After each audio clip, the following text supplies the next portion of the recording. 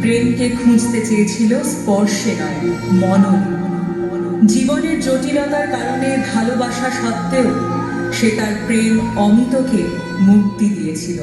অন্যদিকে চারুলতার ধন ঐশ্বর্য থাকা সত্ত্বেও পায়নি স্বামীর ভালোবাসা। তাই অমলের সান্নিধ্যে এসে সে পেতে চেয়েছিল নিঃসঙ্গতা থেকে মুক্তি এবং তার লেখিকা সত্তার মাধ্যমে হতে চেয়েছিল স্বতন্ত্র। ছিল মন তোমারই প্রতীক্ষা করি